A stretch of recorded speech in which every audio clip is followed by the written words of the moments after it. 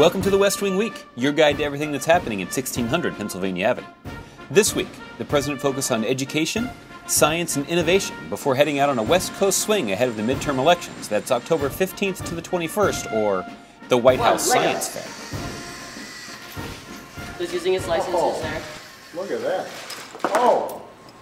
On Friday, October 15th, President Obama returned home from a stop in Wilmington, Delaware to welcome former Secretary of State Dr. Condoleezza Rice to the Oval Office. Connie, Mr. President, sorry how I'm are late. you? Mr. President. You've been through the drill. I do. You do not have to apologize. How are you? I'm good. How are you? Good. I'm fine, thank you. On Monday, October 18th, the first White House Science Fair was held in the State Dining Room to showcase the winners of a broad range of science, technology, engineering, and math competitions, including a solar car model shown to the president by Michaela Nelson of Billings, Montana. It's made out of carbon fiber laminate, which is basically, it's two carbon fiber sheets that are 90 degrees to each other. Well, we're going to have you work for one of the auto companies to get them to design the next generation of cars. Huh? There's a good start. That'd be nice. Thank you. After seeing other exhibits of motorized wheelchairs, water purification systems, and a soccer-playing robot, Well, let's just point it this way.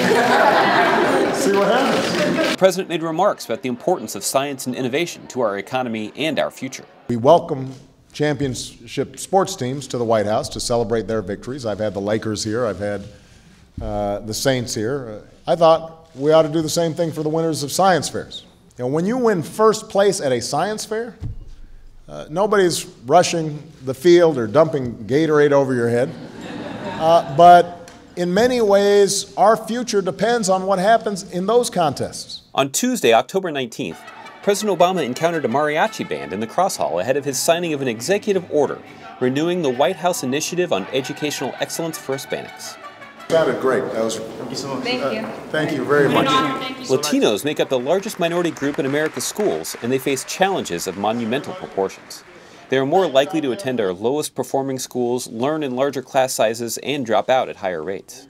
In the end, this is about building a brighter future where every child in this country, black, white, Latino, Asian, or Native American, regardless of color, class, creed, has a chance to rise above any barrier to fulfill their God-given potential.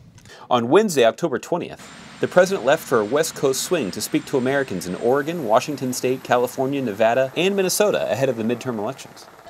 Meanwhile, it was harvest time down at the White House Vegetable Garden. The First Lady and White House Chef Sam Kass were joined by students from Tubman and Bancroft Elementary Schools, and Daniel Boulud and James Kent, who represent the United States in the International Bocuse d'Or, the Olympics of cooking. Also on Wednesday, the president's newly appointed chairman of the Council of Economic Advisors, Austin Goolsbee, released a web video at whitehouse.gov to talk about the president's commitment to private sector job growth right here in America. Over the next several months, the Recovery Act puts in place job-creating investments. The video is the latest in a series called the White House Whiteboard, where senior administration officials talk to the American public about complex policy solutions being discussed at the White House. On Thursday, October 21st, the president visited the home of Cindy and Eric Foss in Seattle, Washington, where he hosted a backyard discussion on women in the economy and focused on the impact of the recession on women and how his administration's policies have benefited them. Our economy works only when everybody's participating, and that means that things like equal pay for equal work aren't just women's issues, those are middle-class family issues. Because, you know, how well women do will help determine how well our families are doing as a whole. It means that everybody's got to have access to financing for small businesses. To find out more information on any of these topics or to see complete videos of these events, go to whitehouse.gov. And thanks again for checking out your West Wing Week.